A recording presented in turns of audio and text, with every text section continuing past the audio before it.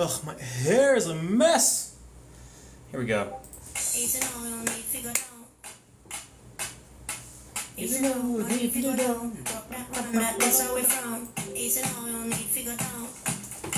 What up, Neil? Ah, there we go, Evan.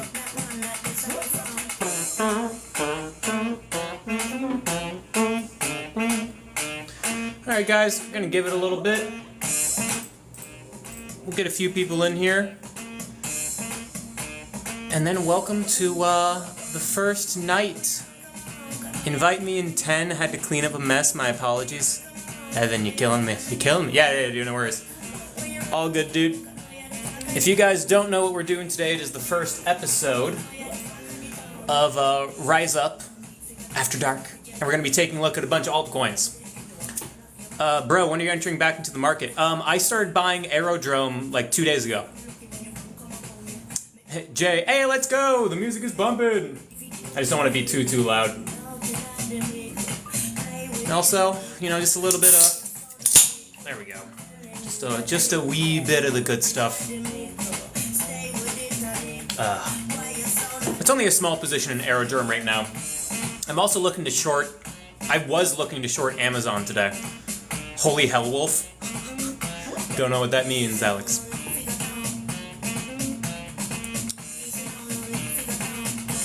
Doug, I hopped into your live for a minute, Doug, and your music, like there was music playing, and I couldn't hear anything you were saying. So guys, let's see, wait a second. Take us to church. I'll explain, it's a very old meme. Alright, I'm looking forward to it. Alex, I'm going to send you an invite to Hotline on your... thanks for getting back to me on the Gary Gensler topic. Yeah, sure thing, Captain Thaddeus. Happy to help. Appreciate you, William, you're a good soul. Ah! Donald Cuck. First of all, fantastic name.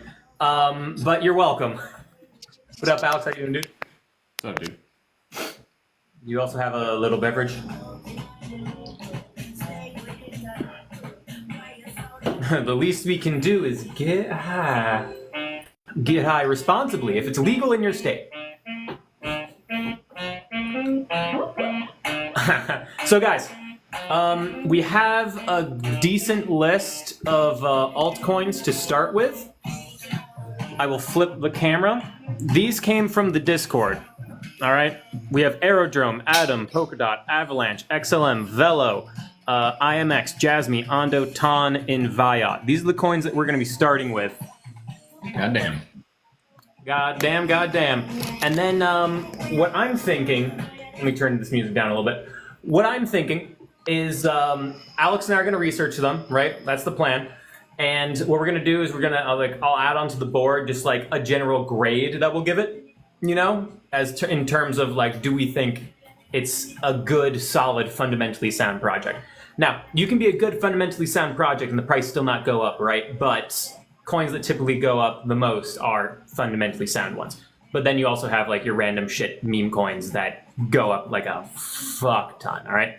You know what's funny, Will?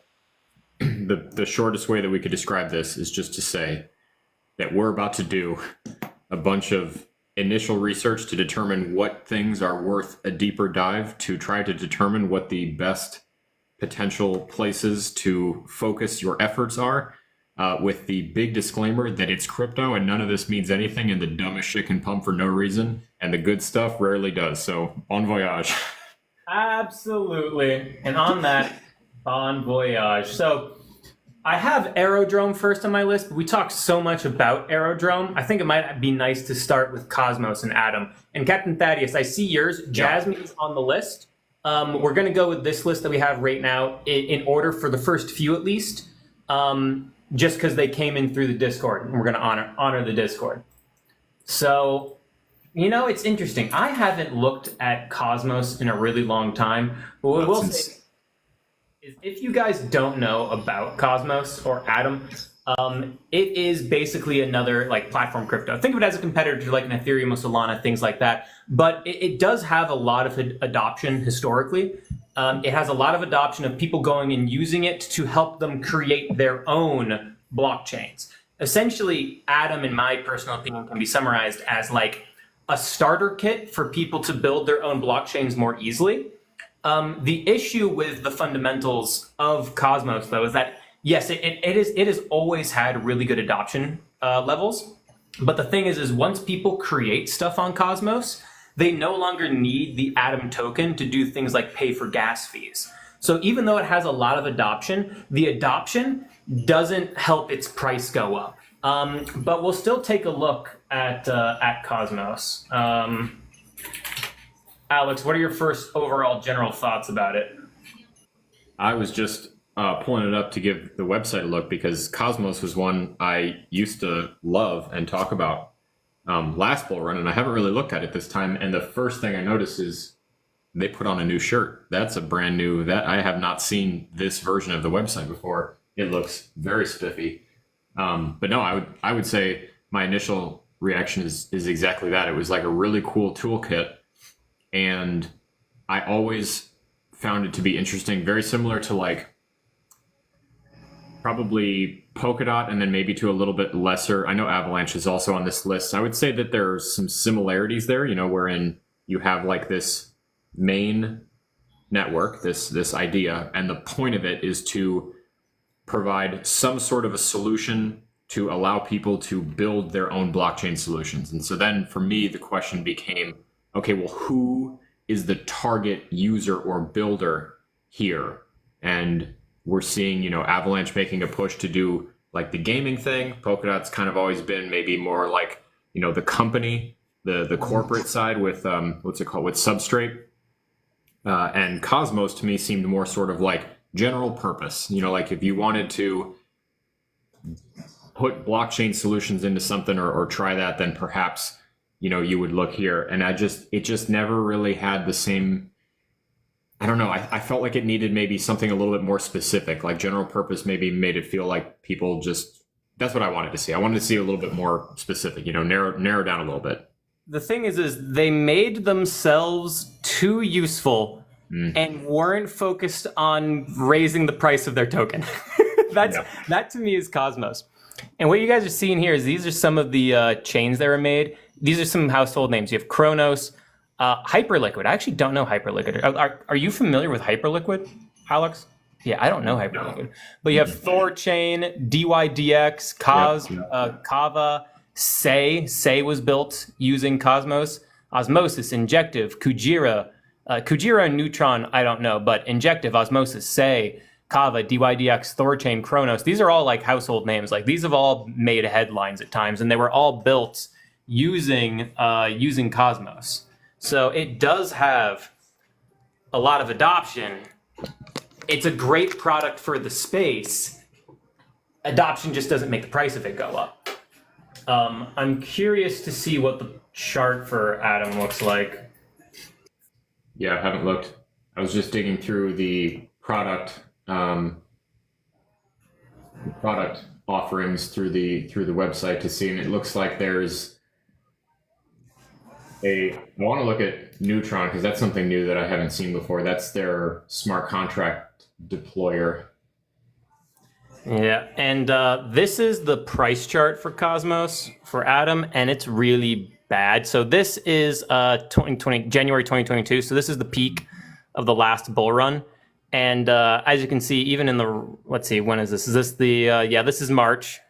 So the March run up that we had in a lot of altcoins, it really didn't perform very well at all in this portion, and now it's back at lows that it hasn't been at since January of 2021 or the end of 2020. So unsurprisingly, the price of Atom is doing really, really badly. And again, part of that is because the adoption of Atom does not mean the price goes up in any way. It's purely off of speculation. And now I think a lot of people just think of it as an older coin. You have a lot of salty bag holders at these levels that are going to suppress the price down, and you don't have demand for the Atom token driving it through those salty bag holders. You know what, I just had a thought. This doesn't really mean anything, but when a coin goes through a bear market or a token, it's given this chance, because not a ton can really survive a bear market. That's sort of the talking point that you hear all the time. Lots of things will enter the bear market, few will emerge. However, if you can capitalize during the bear with some stuff to get people talking and be ready when attention and inflows or retail has some money again, when that kind of stuff like comes around, if you're ready, like that's what Solana did, right? Like they knew they had to have something to turn around from the pits of despair that SBF and the FTX debacle put them in. And they were ready with a whole suite of things and fresh language and all this sort of stuff. You see Stellar going through it right now. And I would be really curious to see if the ones like Cosmos and Cardano and Polkadot and a couple of those other ones that we would call like the big blue chips that haven't done shit this bull run, I would be very curious to see if they realize that like, hey, we gotta step on it a little bit next time we have the opportunity and everyone's sort of like heads down building stuff again to, you know, get ready. I'd be curious to see if they change the tune or, you know, add some marketing or something like that, because I've heard nothing from Cosmos in years. I just don't think the people at Cosmos give a fuck at all. They just don't care. They care like, hey, we built a good thing. The people we care about use it. We're good with that. Like that's the people, which is like lovely to have in the space, but as an investor, not the greatest. So given the price, history, and performance of Cardano combined with just their model, I would put it as a coin that I certainly wouldn't invest in personally.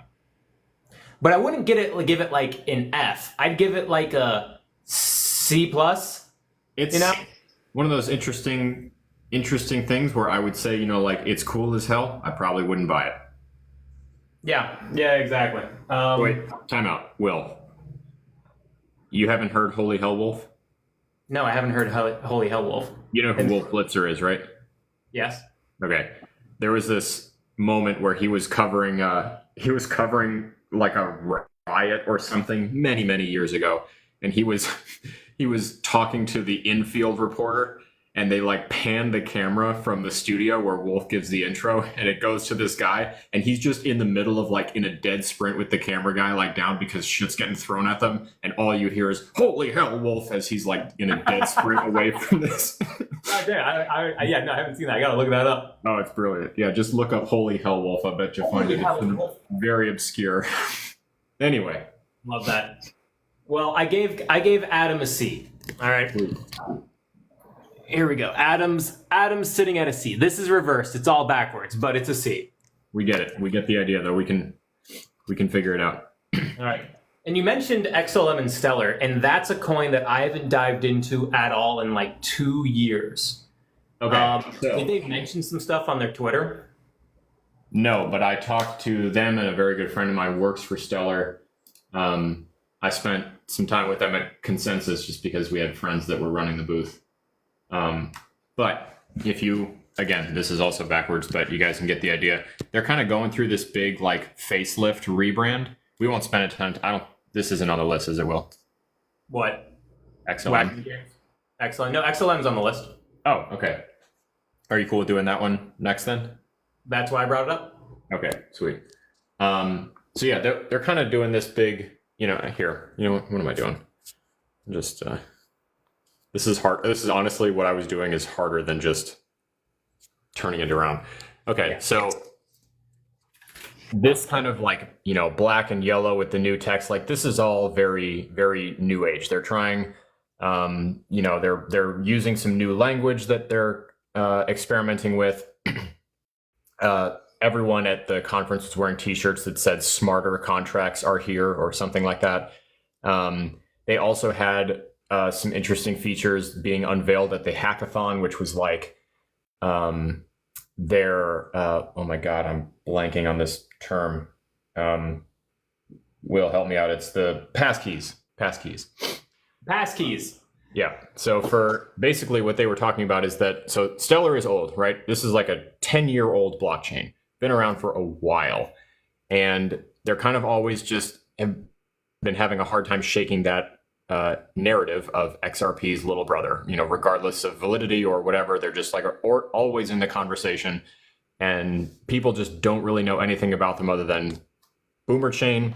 It's in the X family and it's really old. So trying to combat that, but they have a ton of money They have a ton of people. It's a massive, massive, multinational company. And I can appreciate the attempts to break out of it and do something new. They have a huge push for the Stellar Community Fund. There's multiple hackathons going on. They're handing out grants. I met with a woman from the grant approval board. She was great. They're very obviously considering a ton of stuff. I was encouraged to apply for multiple projects that we've got sort of in the pipeline. Actually in the process of doing 2 different applications. So they're for unrelated things, whatever. A lot of builder tools that are coming out. I don't know. I haven't seen it manifest itself with any. Hey, guy. With any, I'll come in a second. Hey, guys. I haven't seen it manifest with any positive price action or any really change in the public perception of the narrative. As much energy as they're putting into rebranding and facelifting, I haven't seen that really reflected in the community sentiment. I'm not seeing their biggest supporters really don't seem to be talking about this and all of the cool shit that they have going on. And the timing was just really unfortunate on the passkey thing, because that was supposed to be this huge, huge, huge deal. They were really stoked about it at the hackathon that I was at. And basically what the guy was telling me is that Stellar was just uniquely set up to do this because they have had a blockchain for a very long time, but they've only had smart contracts for a few months, so they could build the encryption for the smart contracts to fit right in with their passkey encryption, which most blockchains have not done. And so it was a more seamless integration to add passkey protection and accessibility features to all of their new stuff. And then 5 minutes later, Base was like, hold my beer. And then Solana was like, ooh, also hold my Jaeger bomb, let's be honest. Yeah, they were just late to it. Yeah, Solana's a Jaeger bomb type of guy. Yeah, and so those two just also dropped some passkey related stuff and some massive accessibility plays. Stellar had the passkey thing, but then an hour later, Coinbase Smart Wallet came out, followed by Blinks from Solana. And I think that they just sort of got drowned out by sexier features and a better marketing department, which is. I think so. Yeah, and they were just late to the ball with a lot of stuff. Yep. Yeah, they were late to the ball with stuff, and then here, this is the TVL on Stellar. And granted, it's never been a big DeFi environment. Its total DeFi is just basically $12 million. It's nothing. And, Wait, basically... Hold on. Back it up. I read that and my brain was just like, oh, billion, because it's Stellar. But no, that's wild. Yeah, that's million. It's super low. It's minuscule. The DeFi environment is non-existent here. Wow. We take a look at the price. Will, isn't Ethereum 59 billion or something? Yeah, it's a crazy number. Basically, if you're not above $300 million, you're not worth paying attention to. And that to me is the bar, because that's right about where Hedera was. And Hedera was showing some steady growth. So that's my bar for DeFi. And also XLM, this is the price chart for it in its entire history. Well, not that's its entire history. But if we take a look here, it is not doing great. And now, granted, we've had... even in this time, this is when we had the XRP pump from the news, and it is nothing, and it's all the way back to where it was before. XLM's price is performing horrifically, which makes sense given what Alex went over. It makes sense given the TVL. And actually, hang on a second. I'm going to look up one other thing. While he does that, Evan, it's just shy of 50 billion TVL on ETH right now. Yeah, look at XLM. 50 billion, 11 million. Yeah. A little different. Little different. Let's see. Token, terminal, XLM. Let's see. Maybe they have some revenue generation or something. Okay, so. I don't like that look. Well, you wouldn't if you're an XLM investor. So what we're looking at is, as you can see, Stellar right here. Let me zoom in. Let's see, market cap, trading volume. Trading volume is actually not bad at 2.6 billion. The fees. So this is their revenue. Fees of the past 30 days is $2,800. No. Yeah, it's really, really abysmal. It's really, Oh really bad. no! Wow. Is It's that horrific. right? Is that real? Chad, is this real? It is correct. They make. Wait, is that 2.6 thousand? I can't even tell. Dude. It looks like an 8. I can't. My eyes are bad, man. This is 0.6. why we need to be on a stream with your screen share. We're getting there. You know. Yeah, we're getting there. So Wow. XLM is a chain that's not being used. It's a chain that's old. It's a chain that was late to the ball. It is a chain that does pump a little bit when XRP pumps, but has just shown us that it will slam back down to it. And its revenues are abysmal, which is bad for funding the team, but it also tells you that nobody's using it in the way that they want people to. In the interest of time, you might want to move on. But if I was looking at this further and wanted to see another data point, I'd look at commits. On DeFi Llama, you can see dev commits or active devs. That's another really telling thing. Are people not using it because it's not valuable, or are people not using it because no one's building on it? Evan, can you pull that up on your screen? No, I can't. I don't have DeFi Llama at the ready just yet. I would say, I know we have like 30 projects to go to. So, but that would be, if you can get it, I'm going to it. Let me see. DeFi. What I'd be looking at next is like, okay, so fine, there's no users, but are people building with it? Because that might attract users. Here we go. Here are the commits. I'm a bondholder. So, Just to- the commits aren't bad. Well, keep in mind how vast the realm of what constitutes a commit is. This is TVL. So we're looking at basically 1,500 commits here. What is this? Is this monthly? This chart is weird. 1,500 though, child's play. Yeah, 1,500 commits. I just got to base, and I'm going to see what theirs is. I bet it's astronomical. Coinbase is really insane. Yeah, so Go ahead, Alex. for context, just on some, the trendy ecosystems and their fees and stuff like Will was just talking about. At this point, the average single day in Solana is generating on the low end $500,000 in fees, and on the high end like $2 million, and that's in one day. All right, I think we're ready to grade and put a stick in XLM. Alex, what grade do you think XLM should get? Well, the factors I'm looking at is that like I want to make it clear that I appreciate the effort to facelift and rebrand without like renaming the blockchain or trying to change the purpose and just sort of trying to breathe some fresh life into it. So I want to give them a little bit of the benefit of the doubt and acknowledge that like it takes some time to move something as dinosaur-like as XLM, but you can't sneeze at them fees and you can't sneeze at the TVL. So I mean, I think it's got to be a D for me. Yep, that's what I was thinking. Evan, what are your thoughts? I don't want to give it a grade. I would just say it doesn't rank high for me because I wasn't here for it. So, what is your grade, Will? Evan said it was a D. Give it a pass for this one. My thing about XLM, is it's the same as Atom in a sense that it's infrastructure. VCs like it, but it's got to have some proof in its pudding. So I'm gonna pass on these two. I'll jump in there. What's the next coin, Will? Just before you give your grade, so I can be ready on it. I'm sorry. You know what? I'm curious. We had an ask in the chat for JASMY. Rick also gave us JASMY in Discord. So how about we hit on JASMY? And Sure. I'm gonna erase this thing off the chart. JASMY, the Bitcoin of Japan. How exotic. Oh god. All right, let me clean this up. JASMY. Any of you guys in chat holding JASMY? Let us know.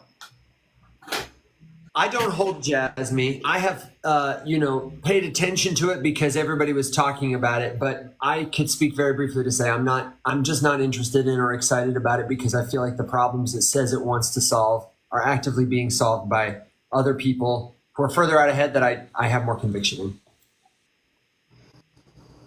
Yeah, that's fair. For me, when I first heard about it because the price started moving up. When I first heard about it, I first looked at it and I was like, JASMY, and it was like the Bitcoin of Japan. And I just immediately went like, oh no. And so then I was like, well, maybe there's something here. And so I remember diving into it. I was like, okay, like why is this pumping? And I went on Twitter and I just saw a lot of people restating it's the Bitcoin in Japan. Immediately alarm bells going off in my heads. And people were saying it was the first registered cryptocurrency in Japan. And I'll pull it up for you guys. What was the first registered crypto in Japan? It'd be helpful if I spelled. According to, I'll show you guys, just so you guys believe me. No problem. I want to say to the person in the comments asking about BlockDeg, tell us what happened, and maybe we can address it because I don't know. So again, what was the first registered crypto in Japan? According to Investopia, it was Monacoin. Is considered Japan's first cryptocurrency. In 2016, Japan passed a law that made Bitcoin and other cryptocurrencies legal tender in the country. That's not true. That's not true. What is Check this? the AI 0. I was like, wait a second. That's not true. It's not legal tender in Japan. Let's see here. An overview of cryptocurrency regulations in Japan. Let's see. First registered coin. Mt. Gox lost a large sum of money. It took measures to protect consumers. 2016, the country recognized cryptocurrency as a type of money. Oh, so is that what they were talking about? Because that matches up with the dates before. That must be it. Yeah, that must be it. So it is a type of money, but the first coin was Mona. So Mona coin, which I don't think exists anymore, has the actual claim that JASMY wants. So immediately you know it's a lie. And then in 2016, Bitcoin was amongst one of the first ones. There could have been other ones as well. Yeah, but we didn't get all the information we were looking for right there.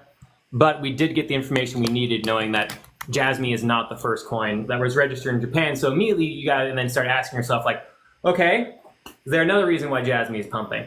And the team became active again. I remember that. The JASMY team was like going to events and giving speeches, and they were giving they were talking about how they were going to be working and developing more and try to position themselves to be the platform that the government in Japan wants to use. And at the same time, the government in Japan was saying, and still is, saying how much they want to adopt Web3, get things on the blockchain, but there was never any one-to-one relationship. And so what I've noticed, and I'd be curious to see if you guys, you've noticed something different, is that on Twitter, whenever there's a big like JASMY storm riling up, flowing around in crypto Twitter, it's usually people saying like, oh, the Japanese government is using this, or JASMY has partnered with Apple, right, and stuff like that. And none of them are true. It's just that good things are happening in Japan, and because JASMY is a Japanese-based project, more and more people are speculating on it, and therefore when more good bullish news comes out on Japan, the amount of that JASMY goes up because of speculation, despite there not being an actual relationship. So I view that as being, oh, JASMY is a farce. However, if it's been shown that if you have good news coming out of Japan, JASMY can go up. I'm curious about your guys' thoughts on it. I don't see a lot of proof in the pudding, and it might be because I don't spend a ton of time there. But I agree with everything you said. In terms of what the product is, it's unclear to me who is building what there, and the words they use aren't helpful. When I look at the price action, I see this, and I understand it's had a big couple of weeks, but I don't know. I don't like to speculate on things until I can see that they are worth the value of their product, and that after the VCs and early investors got out, there's a reason for someone else to get back in. Is it appropriately priced to reflect the value of the company? And I just don't know enough personally. I haven't seen much about that. It seems like hype. Yeah, it seems like hype. And then when you look at the price history, the chart is pretty not great. But these weeks here, these weeks here are still pretty damn good from a pumpamental standpoint. That's 449%. This is 196%. So like the ability to make money is here if you can ride those speculation waves, but that's just it. Like, it's a very dangerous ride in my opinion. I agree. But the ability to trade it and make money is definitely there. Big time. If you're paying attention. If you're not paying attention and you're waiting for an influencer to tell you to sell, it's too late. That's not for you. Yeah, if your strategy is like, hey, I'm going to buy some coins, I'm going to hold them, set it and forget it, JASMY is not probably the one. JASMY is a coin for like an active trader, I feel like. Someone who's really like locked in and paying attention. That's what I would say. Yeah, I don't know. It's one of those that I've never really gone too deep on for several specific reasons. Like, it was an intentional skip for me. One, way too many influencers talk about it in extremely unhelpful ways, and that always gives me the ick. If I hear, you know, like 5 or 6 live streams in one evening trying to show me JASMY, not a single one of them can tell me why they're showing it, except for partnerships. I'm skeezed. It's like not special. There's a ton of competition in that particular sector of the market and the industry, and there's got to be a reason more than 25 TikTokers really like it for it to like have a purpose outside of it. I also hate it when people tell me that it's the better Bitcoin, it's the Japanese Bitcoin, it's Bitcoin on steroids. Like, nothing is Bitcoin on steroids. It's like, quit trying. You just sound dumb when you say stuff like that. So that always bothered me. I mean, you know, price is price. I don't even really consider the price too much when I think about like whether or not something is good.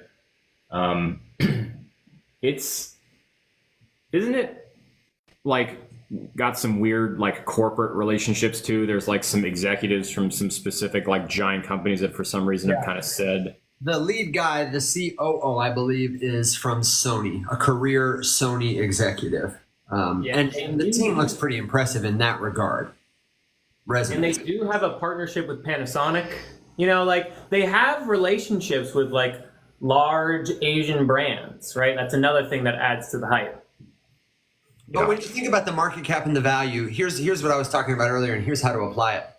A company that partners with Panasonic to, I don't know, digitize its proprietary whatever, or back up its thing, that's a big deal. But is it really a billions of dollars company? Not at that point. And if it can't scale that product or solution, then it probably never, in the long run, will settle there. If it succeeds, that's not what it aims to be. Yeah, like that's a really good point too, Evan. You know, that should be kind of on the list to ask on every single thing that you consider. Like, okay, let's say that their wildest dreams come true. How realistic is the valuation that it, one, has now, and then realistically, you can look at Web 2 for comparisons, because usually these things are the crypto version of blah. And kind of get valuations there too, and see, you know, like, okay, does this really make sense? Because you're looking at a pile of shit that has a ton of competition, regulatory uncertainty, no strong fundamentals, and it's already at $500 million or $1 billion. Like, realistically, what are we looking at here? You know what I mean? Yeah, and I wanted to take a look at the holder distribution as well. So we're on Etherscan right now. You can go on Etherscan, you can check out like all the top wallets and how much they hold. So these first ones, you can see this is a Binance Smart Wallet. We can knock that out. This is Binance 2B. We can knock that out. I'm going to assume that this wallet, which has 5% of the supply, is also something related to the team and project. So let's just say that these ones down are investors, right? So if we just do some quick math, 2.8 plus 2.8, that's 5.6, 7.8, 9, that's 10%, 12.2, 14.2, 16.2, 18.2, 18, 19, 19.9, and then I don't think I added this one. So roughly 21% of the total supply is in the hands of the top 10 holders. That is fairly top heavy. That's fairly top heavy, particularly when the rest of it is, you have another 10% sitting in a Binance hot wallet, which does not seem secure, at 10%. So you have, let's say the other ones are very secure wallets, you have about 30% of the supply in a vulnerable position, either to be hacked, something go wrong, or for the team to dump. So JASMY is, I would say in that sense, a vulnerable coin. However, there are coins out there that have worse. holder distributions that have stood the test of time, and they've been fine, and nothing wrong has happened. But that would be a concern for me as well. And crypto machinery, I saw your question of, but can JASMY make us money in a pump? It has certainly proven the ability to be able to pump. And if hype gets going for it, the JASMY hype chain of effects can definitely make you money, in my opinion. Yeah, fair point. But it's not I think something I think that definitely is worth consideration in the scoring system. You know, like historically or regularly, like does it make moves, regardless of whether or not it's useful or good in any way, shape, or form. count of. I'm just not good at anticipating that. Yeah. Sorry, Will. No, I was going to say that's a really good point here by Count of Street Crypto or Count of Saint Crypto, where he said until Japan banks fail. That's an interesting thought because JASMY's pumps have been so closely tied to announcements from the government of Japan. If the Japanese market has like another Japanese carry trade, will that affect the price of JASMY more than other coins? That's something that's interesting. That's a really good point. And I bet the answer is probably yes. Yeah, probably. But I don't know. I would say if you're a trader, JASMY is a coin you look at for sure. I'd give it like a B if you're a trader. If you're an investor looking to hold something, I'd probably give it the same score as we gave Adam, which is a C, because you can time that well. You do have the opportunity to make money on JASMY in this market. It's just not something that like you should really hold. So that's what I would say. Alex, you want to go next? I'm a little torn. Okay, then I'll go. I would give it as a trader. No, you're good. You're good. I should have just gone because I was ready. I was biting. I agree completely. I would give it a B as a trader because you can absolutely, whether the market's up or down, as long as that token is alive and people are telling you what they think about it, you if you're paying attention, could make some money. As an investor, it's a D, maybe a D minus for me, because like I said, I don't want to pay attention to see if it's doing anything. There are better places that to me are less risky for my strategy. I can't build conviction on it. I wouldn't look at it any further, and I wouldn't send it to my dad. If my dad texted me and said, "What do you think about JASMY?" I'd say, forget about it. Forget about it. I gave it a B as a trader, and I added the minus because I already wrote the C. I guessed where you're going, Evan. I guess I didn't go low enough, so I threw on the minus. Peer pressure. Yeah, honestly, I would probably agree with you, Evan, but I was going to combine the two into a C minus. Although I do like acknowledging the specific difference in grade between like from a trade standpoint to like a long-term investor standpoint, because they're extremely different categories there. So honestly, I think I'm, in a surprise to nobody, aligned with Evan. Nice. Okay, what's next on the list? And I wonder, can you tell me what the next maybe one or two or three? I am glad to shut up more and just add an occasional comment. Evan, how about you select the next one, my dude? The next one I would like to do is Sui, because it's been requested in our Discord. Oh. It's been requested by Cosmic here, and I would like to propose let me see, you got Hundo there. I've written them down, but you have different ones than I do from Discord. Yeah. I'm not sad about it. I want to propose, I just want to put this in the audience's mind, that at the end of the night, we all go around and do our top picks from the grading. And then you in the audience tell us your top pick, if you agree or disagree. Are you in for it? Because I'm ready to find my favorite. Thank you for flashing the board. And thank you for the board. Yeah. It's my favorite. I like whiteboards. Whiteboard's good. Let us know if you hold Sui in the comments, what you think about it, and if you don't hold it, what you think about it, or if you don't know enough to have an opinion, that's cool too. I need to refresh myself. I remember looking at it a while ago. Yeah, let's see. I haven't looked at Sui since they had that really exciting test on their blockchain. That was the same amount of transactions that Solana had. And it was a live test on Sui, but it was just like for a day. It was just like, haha, see, it didn't break. And then they turned it off. It's always interesting to me. It's fine, shut it down. Right. When companies leave with those stats, it's always interesting to me. And usually I mean that it's not interesting to me. You know what I mean? Because what do you always say, Alex? It's like the lab. And what does that matter right now, if that's what you're selling me? Mm-hmm. Well, let's see. Let's see what is Sui DeFi Llama. That's the first thing I always go to. And guys, I always go to It's DeFi. not bad. Yeah, it's not bad. Oh, it's at $600 million. The reason why I go to DeFi Llama first, guys, for platform coins is because for a platform coin to do well, it needs to get adoption. And if it gets adoption in its DeFi environment, a DeFi environment can generate liquidity for it and can help it pump more. So, and also it's like the first thing that most people build and most users go to. So if you want users to come on your chain, typically you need a good DeFi environment. So, hey, thanks for the baseball cap. Very well said. So yeah, this looks pretty strong. This is US dollar, and again, this is Sui. It is at $600 million, which is pretty damn solid. And now let's actually look at the amount of Sui. Since the US dollar amount has jumped up like this, I would imagine it's probably pretty strong. Yeah, it's pretty solid. It's pretty healthy. And also, like at this time from here, this has been the correct. Actually, no, wait a second. The corrective period for Bitcoin really started when? Let's see. Bitcoin topped out here in March. And these DeFi TVLs typically tend to follow the Bitcoin chart pretty well. And March was here. So while Bitcoin's been going down, Sui has actually been putting on strength like crazy. This is very, very, very impressive, actually. I'm very surprised by this. March, here was the Bitcoin dip. It actually kept going up. We've had a dip lately, but seems to be recovering. I would say, it has shown a lot of resilience regarding its TVL, which is very impressive to me.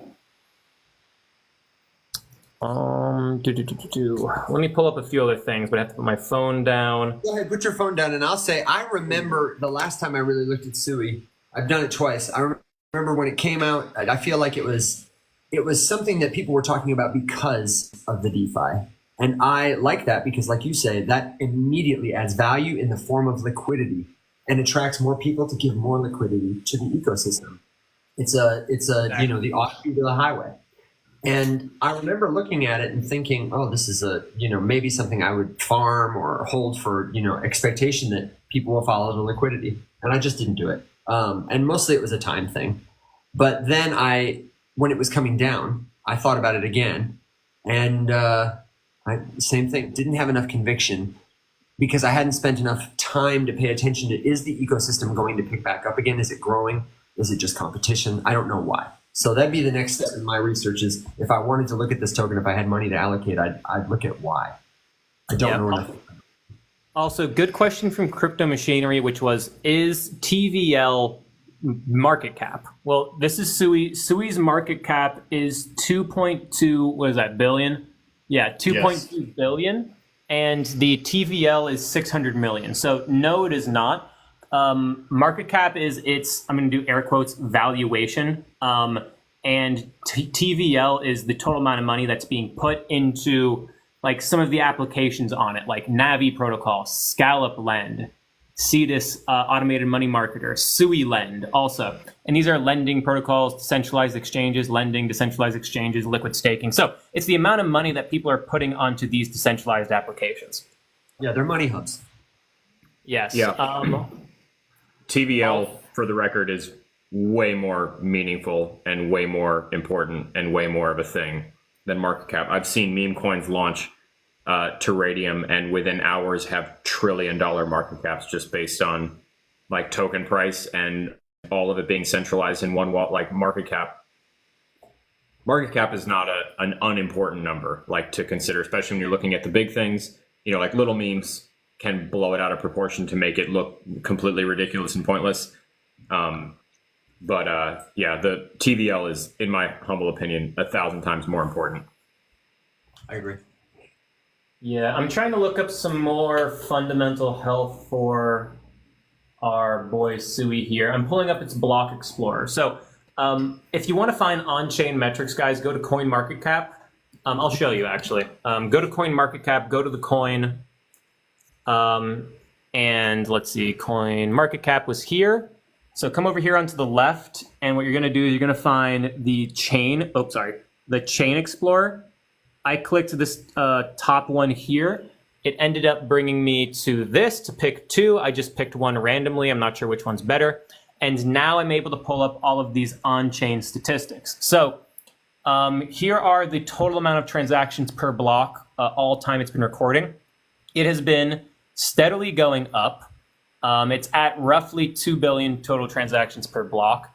Daily transactions since the beginning of, hold on a second, let me do all time. Daily transactions have been, had peaks and valleys. So this isn't the strongest, but at the same time, it does seem to have a bottom at about 6.9 million daily transactions with various peaks and valleys. Total transactions all time continuing to go up. Total active accounts. So active accounts are also going up. This is really, really nice growth. Daily active accounts.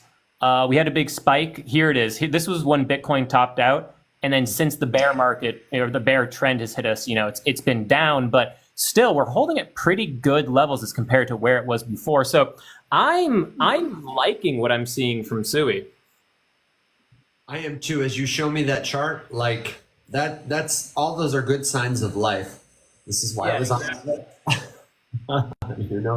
For comparison, something like Solana, you're talking about tens of millions, hundreds of millions transactions a day, even on a slow day. And so is the network able to support that? That's why Solana goes down all the time. I would want to see, as they continue to grow, how do they perform? How do they meet the challenges of scaling? But in my mind, that's the challenge is not how do we get growth and how do we get users? It's how do we keep up with it, which is a really good problem to have.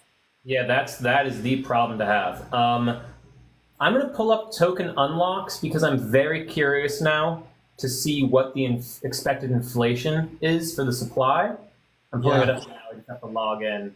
And just to give people a number for reference, the total supply is 10 billion. The current circulating supply is 2.5 billion. And while we'll post that up, just a cautionary metric, if you see that there is a high circulating supply, like if this said it was 1-to-1, 10 billion circulating to 10 billion total, that doesn't necessarily mean that the supply is in good hands and on the market.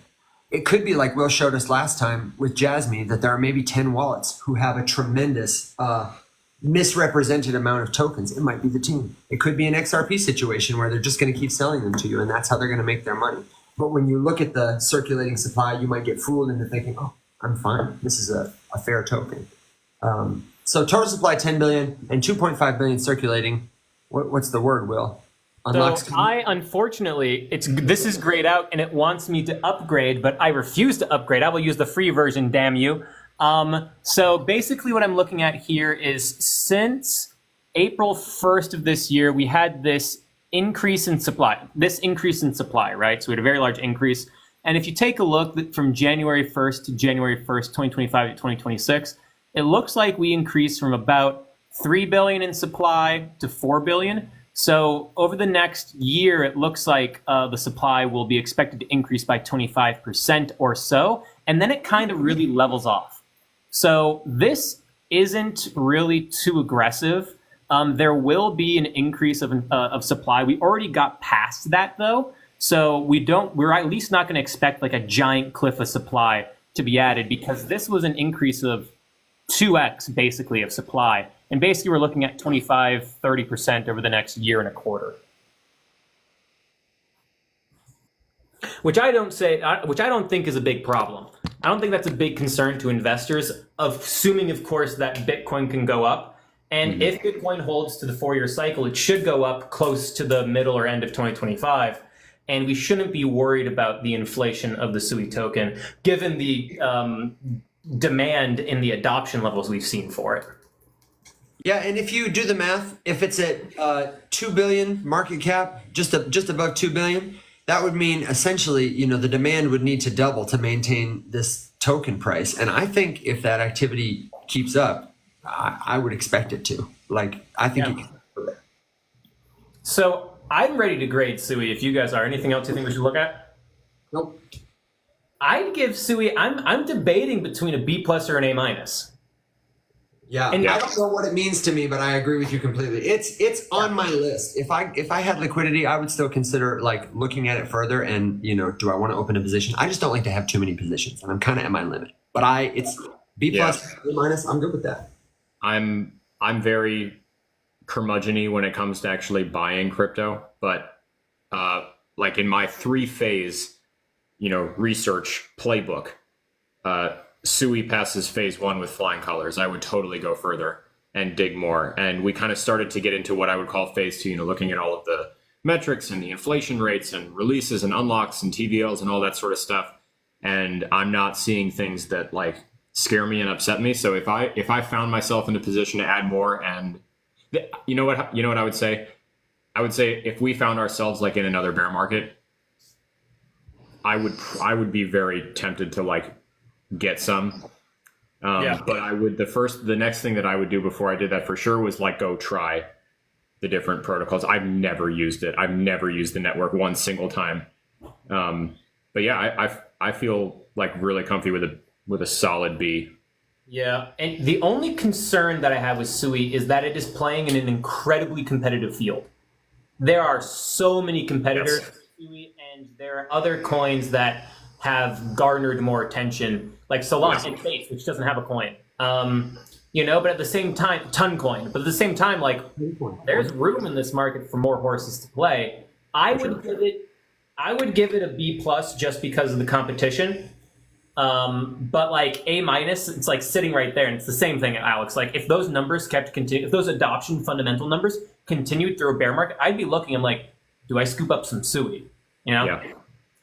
Yeah, because it's always good to remember and note that something doesn't have to become the best on the planet to be good and viable. It doesn't have to dethrone Solana and take the place of number one, or it doesn't have to pass Ethereum to like be a good ecosystem with viable products and, good activity and volume. 100%. Well said. One second. Take your time. What's the token that we're moving on next to? We've had a couple. We've had things that are on the list already. Someone asked for Zig. Benny keeps asking for Blockdag. Also said APT. I don't know what APT is. Does he mean Atom? APTOS. I was thinking APTOS, yeah. Cosmos in my brain. Isn't that?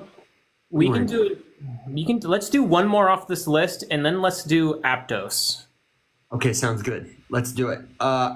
We could do DOT real quick. I feel like right. I don't know what people want to do. The most exciting one to me is Ton probably, but DOT is quick. We could do it quick. Yeah. So just like first, I don't know, Evan, give me your first general thoughts on. I know we all have general thoughts on DOT. I will gladly do it for you. So DOT is a long timer, like Cardano, like Cosmos, and it aims to be a layer 0. It wants to be a network of networks. And from a VC perspective, a big billionaire company, unicorn perspective, that's very appealing because it's like everyone will use you. But people aren't really using it the way you would expect if it's going to live up to that claim.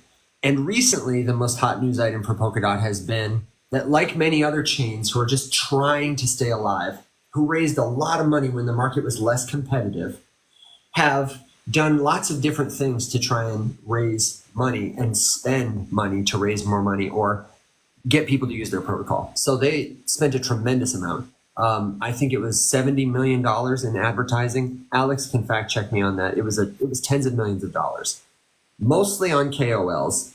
And the only place I ever heard them, which was a great place to hear them, was the Unchained podcast. The tech is great. They have some real OGs in terms of their team. And at one time, it was an interesting speculative price. But now what has happened so much happened with Polkadot, and they're waiting for some life to revitalize them. Or maybe the market is determining how they are priced is fair for their value. What do you think?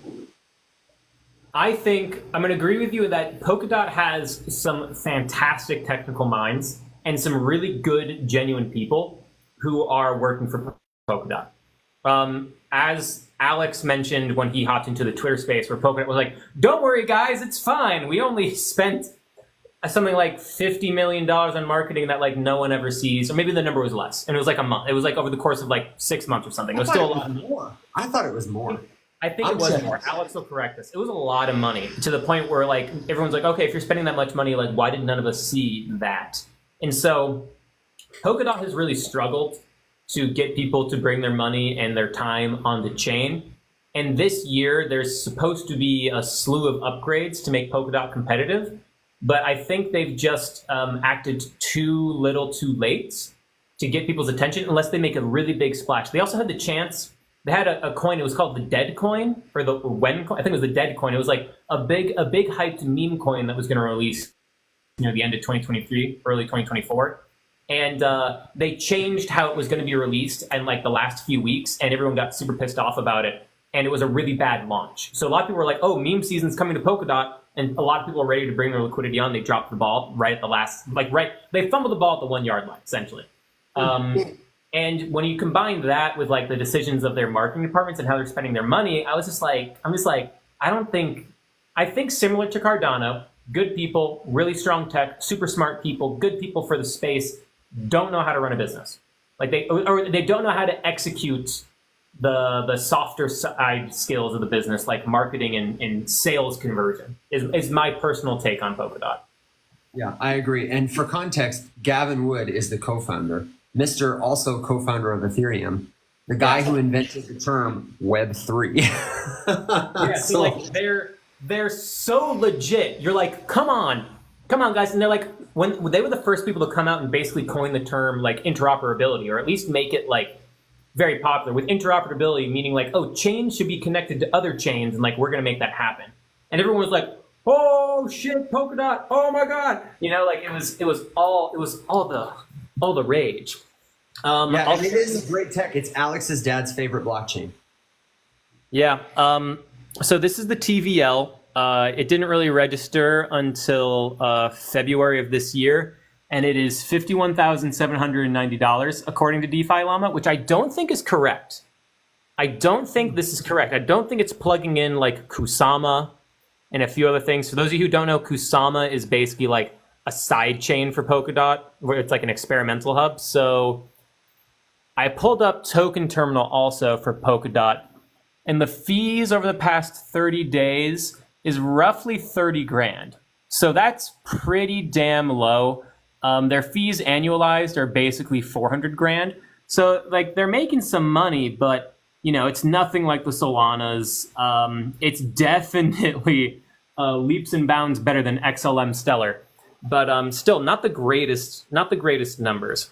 No, and here, Will, is what I'd be looking at for like conviction in the future. They have an upgrade coming up that they're calling Polkadot 2.0, where they're going to migrate from a chain-focused ecosystem, all these parachains, to an app-focused ecosystem. And that potentially could draw a lot of users. Go ahead. Yeah, it could for sure. Essentially, all the things that make Polkadot a problem in terms of scaling out the amount of people they can bring on, scaling out the amount of applications they can bring on, they are trying to address that and like dramatically expand it in pretty much every single way possible. So if they're successful with that 2.0 upgrade, some exciting things could definitely happen. They just they have proven to all of us that they can execute a technological roadmap, and they have the skill set. They need to prove to us, though, that they can get people on chain and bring their money, which is, as an investor, what we need. Yeah, well said. I think after this, let's do a quick overview of some of the tools that we like to use before we transition to the next token. Just remind me, because I think people might like to know, if they're not doing this regularly, where we like to go and what we like to look at. I don't know if Alex has comments on Polkadot. If you have more, I'm well met on it. And we've said a lot of I rugged your dad and told everyone he loves it, but, feel free to say your piece. Yeah, no, I heard you guys make a few of the comments. So yeah, I'm sure that you guys covered it. Polkadot is one of my early favorites that I think, in order to survive, really needs to kneecap their community. Like, as weird as that sounds, they let way too many monumental funding decisions be completely decided by people who have now been proving for the last year or so that they are not capable of making smart choices with giant treasuries. And that's a problem.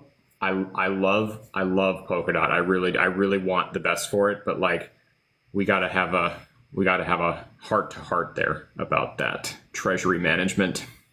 Yeah, and I'd give Polkadot a B minus because like I am disappointed with them, but like their team is strong from a technical standpoint. They have a lot of legitimacy in the eyes of the space, and if they're able to actually start getting people, I think people would flood to it because of Gavin Day, Alex Siak, I got his last name, because Evan said it earlier. Otherwise, I would have said Newsom. Gavin Wood. Gavin Day is he's the singer, isn't he? Oh damn it! I got the name wrong again. I thought I was so confident. Okay, it's Gavin Wood. It's Gavin I Wood. always get his last name wrong. Oh, It's okay. without fail. No, I love you for it. Oh, but yes, I'd say B minus for those reasons. And like there is some hope. Like right there are events to trade and invest ahead of in the Polkadot 2.0. So like there's a reason to expect the price to potentially go up if we see Bitcoin have some strength. Well, one final thought on it. September and October and November this year will be telling for Polkadot because completely regardless of market conditions or sentiment, we have parachain auctions, and that'll be telling. We'll see what happens because last time around, 4 years ago or 3 years ago, I don't remember the last time when they kicked it off, when we had the first round of auctions, it was a big deal. But it was new and sexy and exciting, and now it's not quite as much. Yes. Not so sexy. Yeah. What do you grade it? Polkadot? Yeah. Ugh. As much as it pains me to say, it's got to be a. I mean, and I'm being a little generous. It's got to be a C minus. Yeah. Oh, the C minus. Okay, I think I have a little bag holder bias because I still have a very small bag of Polkadot because I bought some I do too. a long time ago, and I just sold most of it because I lost conviction. I was tempted to give it a C. I think my bag holder bias might be moving me toward a B, but I think, as I say, the amount I have is an amount it's not significant, and if it goes somewhere, I'll be glad about it one day. And it's the kind of thing that if it goes somewhere, I personally expect it will be a long time, and that's okay. I hope that I get the chance to reevaluate and regrade if I see some lessons learned from the unfortunate spending metrics that we saw earlier this year. What's the figure, Alex? How much money was it? You did it. I thought it was like 70 million in so many. So just on marketing efforts, it was 36 million spread over 6 months. 36. And of that, on average, $4 million per month was going to KOL and influencer-led marketing specifically. And it was not a ton of channels. And then the grand total of expenditures was, I think, 63. A lot. Yeah, it's a lot. And the bananas part is that they have so much money that they could keep doing that for 2 more years. They were one of the first ICOs in 2016, and they raised at that time 145 million for 50% of their company. So instantly, they're a $250 million company who doesn't have a product, and it just got crazier from there. It's a wild story. Yeah. Alex, you were a C minus. Evan, you were a C. I was a B minus. Let's meet in the middle at C. While we transition to pick another one, do you think it's cool? Can we go over some of our tools that we use real quick? And can I say to Benny, hey man, I'm so glad you're here. I love that you want to hear about BlockDAG. We can try and answer you in the comments. We will try and get to it. But if you are here tonight for the Rise Up After Dark show, then the best way to get on this list is to jump in the Discord. It's totally free. I'm sorry, the commercial will be over in a second. These are contributions from our Discord members. But now we're going to do one from the chat. So if you want to be in the conversation, and if we don't answer you in the live, we'll answer you in the Discord. The show lives there 24/7. And we would love to hear your question and give you, I'll probably send you a video from my garden and talk to you personally. It'll be great. Just us and a couple hundred of our closest friends. What kind of tools are we using tonight to do this research? So, aside from hopes and dreams. only hopes and dreams and pixie dust. And a good drink. Guinness Stout. This show isn't sponsored by Guinness, but it should be. I've got New Glarus, Wisconsin Belgian Red. Kim was just in Wisconsin for a photo shoot. Alex, are you having a beverage? Yeah, I had a mango cart. Oh, Sounds delicious. But for non-alcoholic tools, I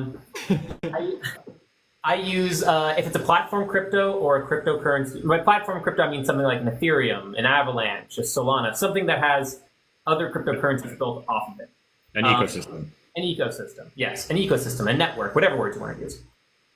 If it's one of those, or if it's a DeFi coin, a decentralized finance coin, first place I jump to is DeFi Llama, DeFi Llama, and that shows you how much money is actually being put on it, which tells you, how much is it actually being used? Are people going on it and bringing their money? Is it providing value? If it's providing value, a lot of times I bought Aerodrome at 9 cents. Granted, I sold that position, but I bought it at 9 cents because I saw that the TVL was growing and the price hadn't moved yet.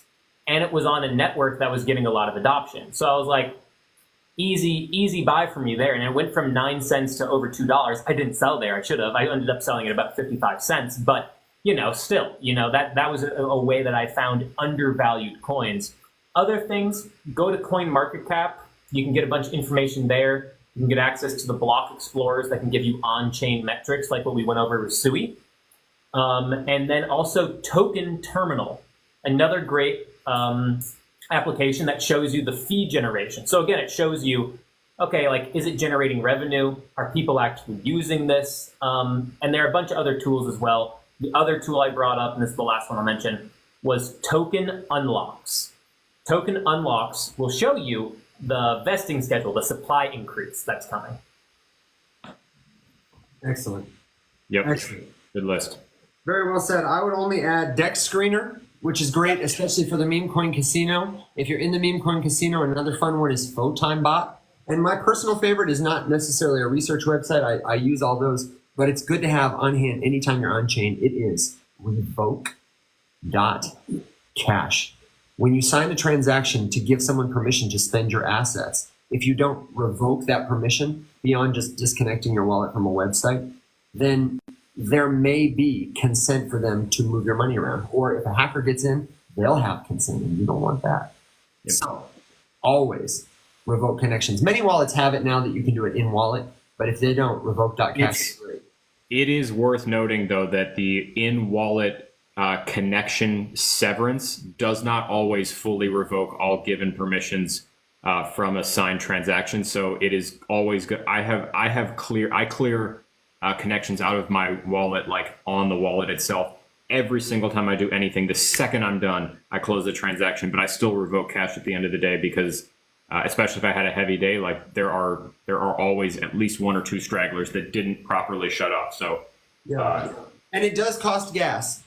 So watch out for that if you're using revoke.cash. If you're on ETH and you need to disconnect your wallet because you clicked a bad link, I hope you have maybe $20 to spend because you ought to. Also, it's not a tool to do research, but Banana Gun is a great tool to help you do meme coins on Solana and the likes. With Bunches, the mascot, up there with his adorable banana costume and crocheted gun.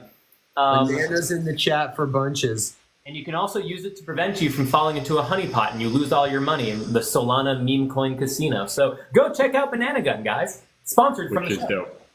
Yeah. Yes, our referral link is in the Discord, and it's also in the bio and on the riseupmorningshow.com. Yeah, that's right. You notice the theme? Get in the Discord. Come hang out with us. We're fun. Yeah. The next After Dark maybe is when we can go to the meme coin casino together or something. I don't know. I think that'll be a really fun adventure. I'll have to wear my pink sunglasses for that. Or I feel pretty strongly about calling it We Have Vegas at Home. And bring some cash, what I would love for us to go to the casino, but wearing either banana costumes or banana suits. Suits that have banana pastels on them or something, and then I could dress up as a monkey. What was that, Evan? I said I could dress up as a monkey. I'd put on ears. Yeah, go for it. I think we just need to get more bunches and then wear bunches like a pendant, like a medallion. Yeah, dude. And kiss him for good luck.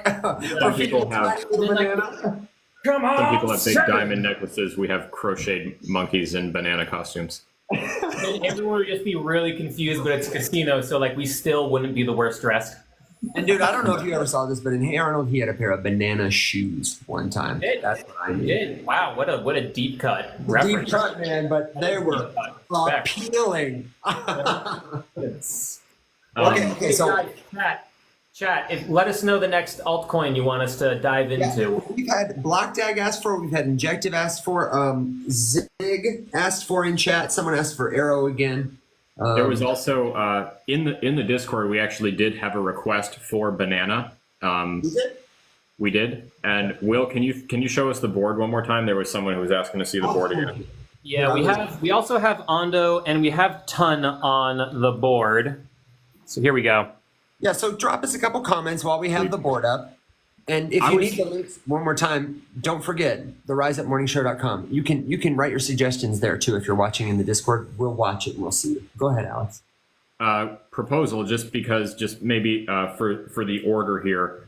I know AVAX is on the board. There was a request in the chat also to add ETH specifically compared to other chains, other newer chains in there. I thought perhaps a little bit closer to the end, it would be good to do an overview of just like the big ones, maybe an overview, like why is Solana being Solana and ETH itself, based by proxy, even though there is no token. One could say it has the best token in ETH, but I'm seeing two bananas, a couple arrows, a couple ton coin, Ondo render ICP. I think we have more. Actually, it's funny we have two bananas. I think we have the most arrows, tons right now. Some Viot. People are interested in Viot, and I would be interested to check it out too because I've never once looked at it, and I keep seeing it. At it either, so that might be fun if we did it's a blind one, a first impression check. I'd kind of want to do Viot just because I've never looked at it before. Yeah, I'm into that. I'm gonna go to CoinGecko. All right, let's take a look, guys. We're gonna do Viot. Viot. I don't know. Maybe it's French Vio. Yes, it makes it sound like I'm about to be rich with croissants. Makes you sound like you're rich already when you say it in that French. Thanks, and that sweater, man. That sweater looks soft like butter. Dude, it's so soft. I've been actually I've been saying it out loud, like, oh, this thing's fucking awesome, like all day. It's like the second time I've ever worn it. It's still good, but it's like really hot in this room. But so let's. So I've got Vio pulled up on CoinGecko and can just very quickly tell you that it's been around since 2021, and it had kind of like that chart we were just looking at for Polkadot, a pretty meteoric rise. This is a high of almost $4 that we're looking at. And now it's at 7 cents. And the market cap is 31 million. It does have, it appears that the circulating supply is at about 90%, if I'm doing my math right. And that's the update there from CoinGecko. I'd be curious to know what's the volume look like and why are we bullish? I don't know what they do. I'd also be curious for you guys who asked for Viot. How did you find out about it? Was it an influencer? Was Great it question. On Twitter? How did you find out about it? Because I'm on their website, and I'll share the website with you guys and read out what it's about. And it's a very different use case. Doug says it might have something to do with IBM. Go ahead. Yeah, here's the thing. It's MVP developed in cooperation with IBM. So I don't know exactly what that means, but it's an AI-driven legal tech solution powered by the first VFAA-regulated digital asset decentralized law mechanics. I don't know what this sentence means, which immediately makes me a little skeptical. So but the answer, side, but for law mechanics. Yeah, so it offers answer to the AI-powered question legal is that tech. Calvin likes this. That's why it's in the conversation. So let's see, decentralized law solutions integrated with blockchain to provide businesses and consumers with automated legal support and contracts to cover various transactions. I don't know if I would want to use something like that. Like, I'd want a lawyer. I don't think it's for you, Will. No, clearly not. I'm always wary of tokens. And how often do you see this, guys, where it's a blockchain will be a great use case for legal. Put the gears that didn't affect your no-claim discount. Were there any? Oh God. And I don't know who that was. Sorry, but no, it was the Viot robot talking to me. It was this little phone doohickey. Oh, okay, that's kind of cool. But my point of that, my question is always, okay, maybe blockchain is good for that, but why does it need a token? And why would I want to buy it? Also, yes. Yeah, this is one that honestly Will has perfectly summarized with regards to a different crypto. Honestly, I don't even remember which one we were talking about, Will, when you said this, but just the idea. Oh, you were talking about DeFi as a narrative, but just the idea that, like, okay, who is this thing for? What does it do? Okay, is there any known instances of the target audience in any way, shape, or form acquiring this or using the tools or services at all? Because I'll tell you right now, actually, you know who Jillian is in the audience right now. Jillian, I would be super interested in your opinion. Just in the context of your work, can you imagine ever like using this, or have you used this, or do you know of any law firms or other lawyers who have ever used? I mean, I guess across any of the different like niches of legal practice, using like an AI-based platform that also had a cryptocurrency in order to use it or get paid from it, presumably. Yeah, I'm having a hard time figuring out like what this is for. It is. Well, it seems to me, and I think Neil Patel is hinting at it here too. It is people and organizations struggle to access affordable legal support. So it's in a way to lower the cost to get legal support, but at the same time, like, that's cool. I'm not gonna trust the app to know everything about the law, particularly as the law changes, because in the US with our English law system, the law, the presets of law are changed based on the most recent court filings that happen. So it's like, how does it keep up with that? How does it keep up with the most recent court cases changing how things are being deciphered? And especially if it's likely owned by the users who own the token, they're probably not going to be up to speed as much as a judge would be. Yeah, unless you have like a really active DAO that's really plugged in, but like that's really, I don't know, tough to have. Like I don't know, that'd be really difficult to achieve. Property lawyer has a good point that it could be viable for data storage and data entry. So if you're a lawyer and you got to keep all these records, and they have good, roll-up technology, privacy, but also on-chain guarantees, that could be really cool. Do they do that? Do we know? Because I didn't see that in any of the stuff that I've read, but I may have missed it because that'd be cool. Machinery. This is Viot.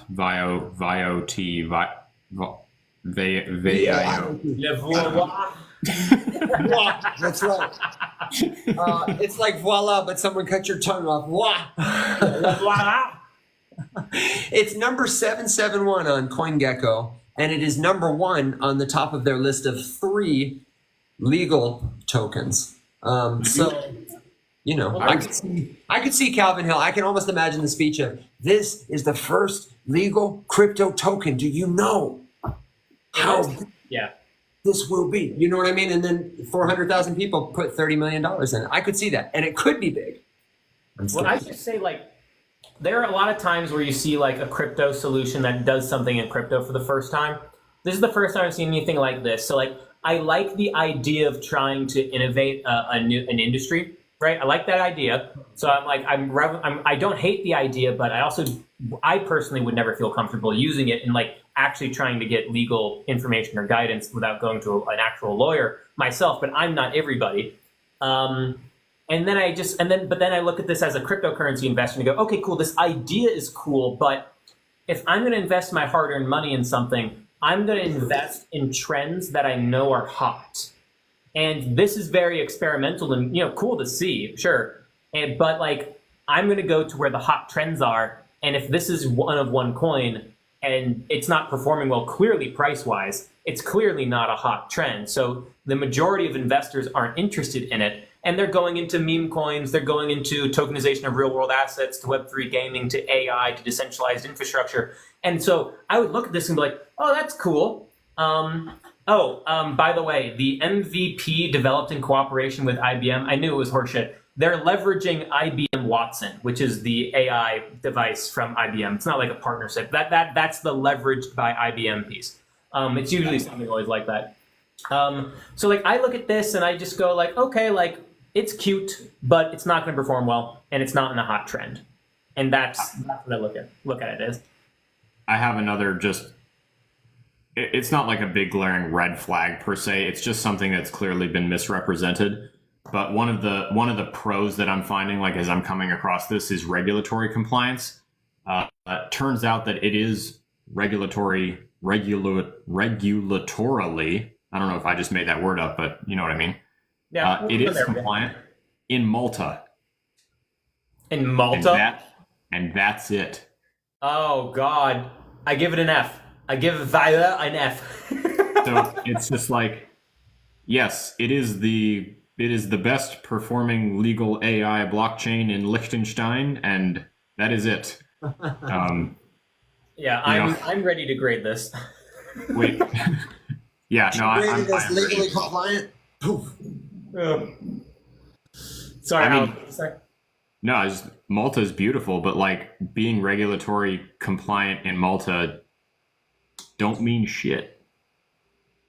Yeah, and also like it's super sketchy if it's just Malta too. Face Dad says, I'm compliant in Malta, and Boris Spear says, I've been to Malta, so we're halfway there. Yeah.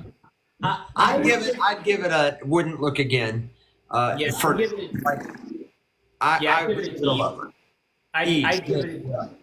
it a D just because, like, I don't know if it's a scam or not, but I don't think it. I think it's. I just give it a D.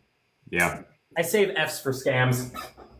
Yeah, I would agree. I don't know that it deserves a hard F, but like I can tell you right now that I'm not going to look at it again. I'm done. Yeah, I'll never look at it ever again. I'll look at it again when someone asks us about it on the show, and I say, "What was that?" And I have to look it up, and then I'm going to go, "Oh yeah, no." Oh, the Maltese legal coin. Yeah. No, then I'll just be like, Evan, it is le voilà. Wow. Like, yeah, of course. Of course. Yeah. Sorry, Calvin. Sorry, Calvin. Sorry, Calvin. Everyone say your apologies to Calvin. Mm-hmm. We gave XLM a D too. No, we gave it an E. It's worse than XLM. And XLM's not bad. I like a lot of things about XLM. It's not. This is for us. This is our assessment. Would we look at it again? Maybe we've looked at some of these before, but it's not you shouldn't look at it. You should tell us what you think and why you think it. Now we made XLM better than Via. So there we go. Well, love it. Thank you, Professor Will. Mm-hmm. All right, what do we got next, lads and ladies?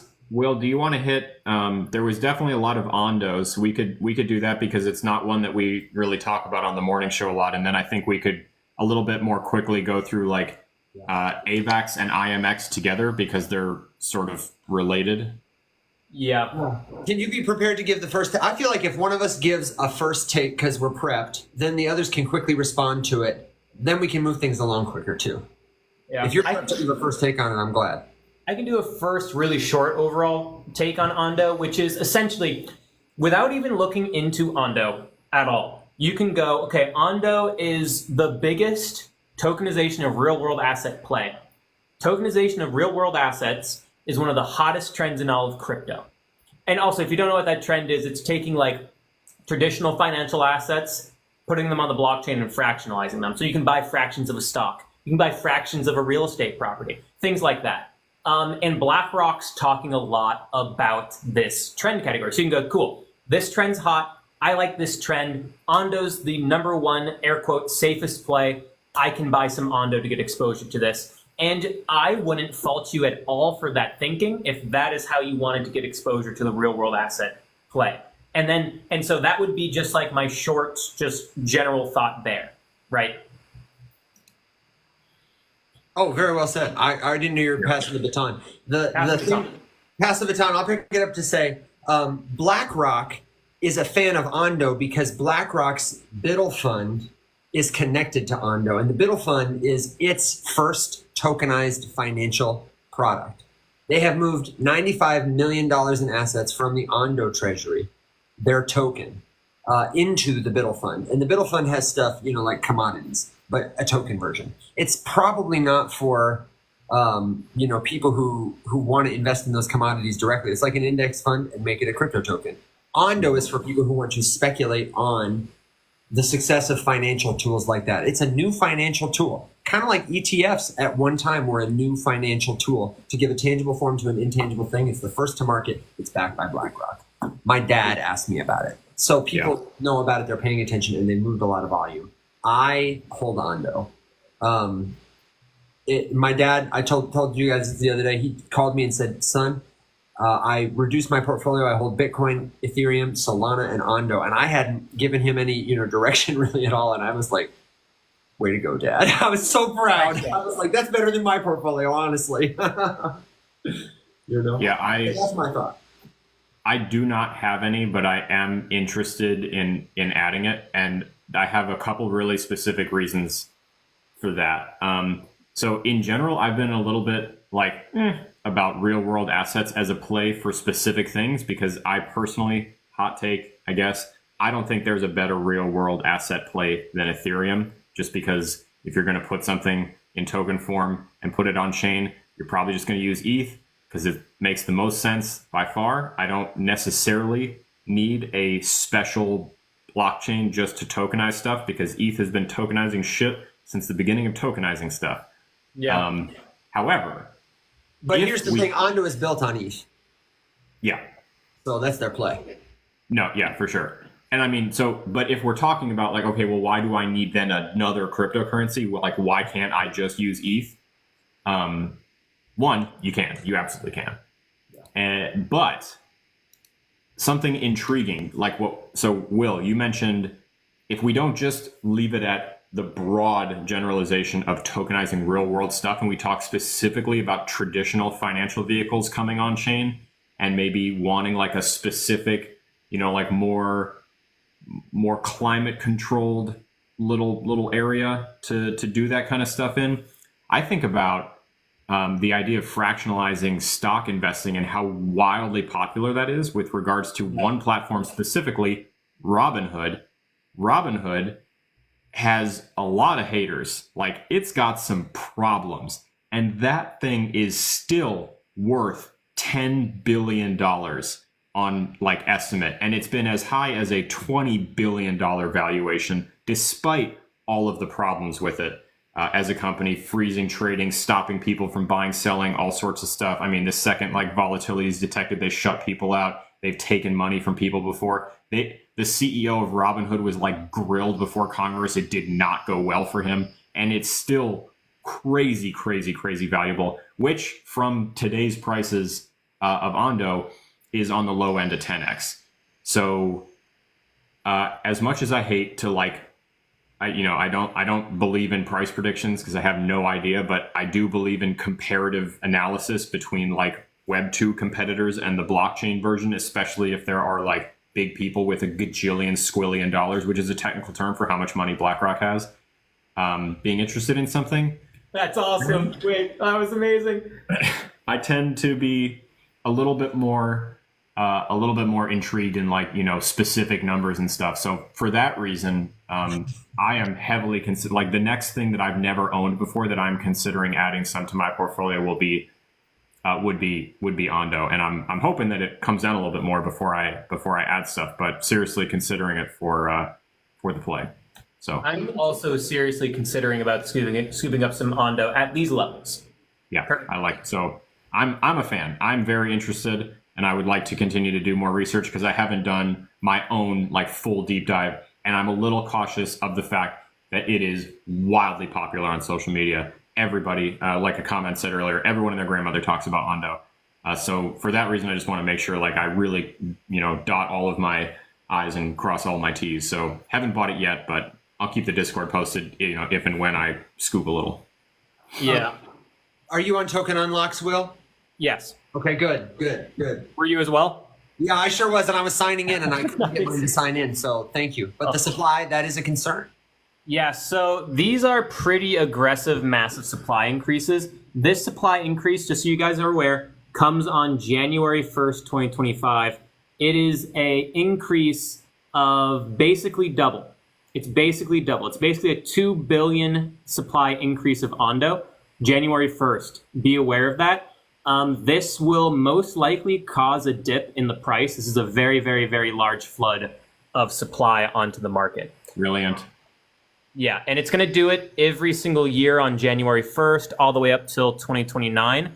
So the potential play here is to, if Bitcoin keeps going up, right?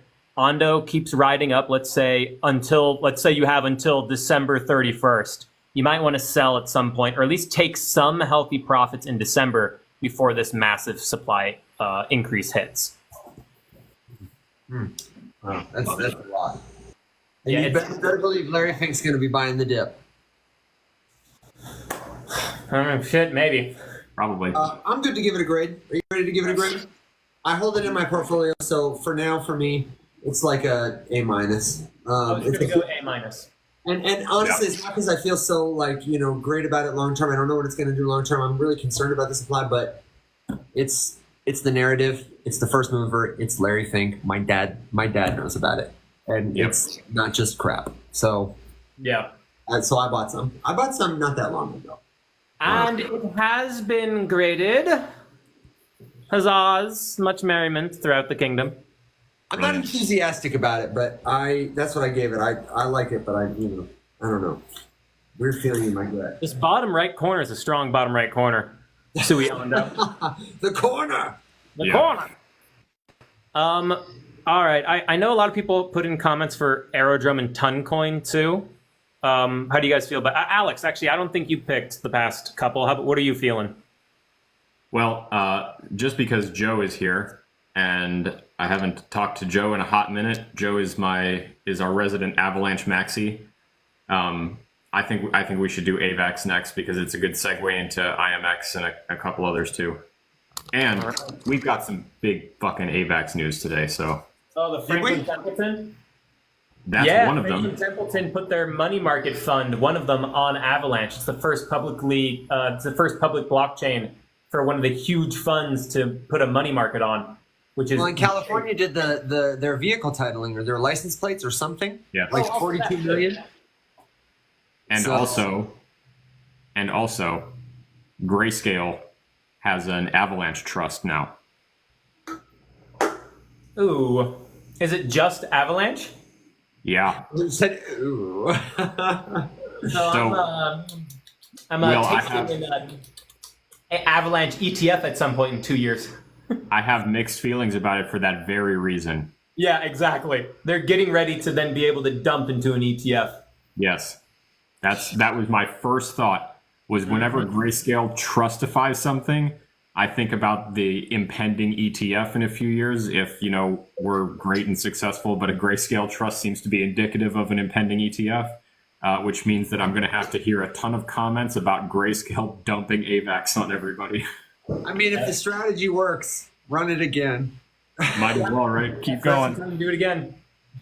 Although Gecko, I would say, if they open up a trust now, that opens up their ability to invest in Avalanche now. Yeah. I don't expect an ETF for Avalanche for at least 2 years. Years. Yeah. We're nowhere near an AVAX ETF. You know what? If you want to buy Avalanche, I would say, go for it. This has nothing to do with anything, but I heard a really funny thing that I've never considered just about the Bitcoin ETF today. And I just given all of the political talk lately, I forget. I was popcorning while I was reading some Twitter fights because I hate myself, and someone was commenting just about how why should we give two shits what Harris's pro crypto stance is, given the fact that administration is in office now and nothing great's happening. And someone was like, bitch, we got the Bitcoin ETF here and they've been applying for 9 years. So those applications were all under review and being kicked down the road or denied for the Trump administration. And then they got approved during Biden's administration. I was like, you know what? I've never thought about that before, but that is actually kind of funny. Yeah. Although it's not because the Biden administration let it. And by the Biden administration, I'm talking about Gary Gensler, who was appointed, It's because they got their ass kicked by Grayscale. Remember, guys, we Yes. have a lot to thank Grayscale for. We can't hate them now, but we loved them not too long ago. We can talk shit about them in a loving way while paying homage where homage is due. Exactly. But yes, no, it is funny because I mean the SEC is also quite independent. Although old Daddy Gare Bear was the deciding vote on that thing, which is also funny to remember. Yes. Was he happy about it? No. But did he do it? He did. Anyway, that has nothing to do with anything. I just thought it was funny. So, AVAX, we've got some big news, I would say. It's a big day. Interestingly, what has the price done in response? I mean, it's had a great week. It was up 25%. Yeah, it's had a great week. Someone in the comments said 10, but I don't know what their time frame was. 25 is No, great. it's almost 30% this week. It's 10% today. Yeah, it's done great. 10.6 today, up to $26 right now. It's up 50% from its low from the Japanese carry trade. And it deserves it. Like, this is really good news. No, it really does. I really do genuinely, thoroughly enjoy Avalanche. I think they found their footing this bull cycle. I think they did everything right, like during the bear market, in terms of like finding a conviction for themselves, doubling down, making good moves. They've attracted like good builders and good attention. I enjoy the way that like the community acts and behaves on social media. They're not super toxic and gross. Yet. The money will change them. Yes. No, we're watching you. And Will, like you said in your video today, I've used Avalanche DeFi multiple times. If we want to talk to the king of Avalanche DeFi, Joe, do your best with a TikTok comment, but synopsize how good AVAX DeFi is. Like, the shit just works. But Joe's been doing AVAX DeFi for years. I went from, and it was just the way it worked, is I was unstaking Polkadot that I had staked in Polkadot for forever, using like the old Polkadot wallet, the JS, whatever what it was called. That's what mine was until I sold it. Yeah, and it was just the worst experience. I've disliked every single time I've used Polkadot, I have disliked the experience immensely. And then I was going over to Avalanche because I forget what I was doing that day. But I had to go to Avalanche, and I was like, I got my MetaMask wallet, switched it to C Network, got onto Trader Joe, and I was just like, oh, this is so nice. Breathe again. It's so nice. It is one of my favorite DeFi decentralized exchanges experiences, bar none. And I'm talking Jupiter, I'm talking Aerodrome, I'm talking Uniswap. Like, Trader Joe's just pleasant. I agree. I've always had a good time. And even when granted, when Avalanche first came out, you had to like really make sure, because there were 3 different chains in Avalanche: the A chain, the B chain, and the C chain. They all do different things. And today you don't have to worry about it because it does it automatically. But before, you had to like manually make sure you were setting to the right chain, otherwise you lost all your money. So like at first when Avalanche came out, I was just like, oh god, I hope this works, just because I'm sending way too much money.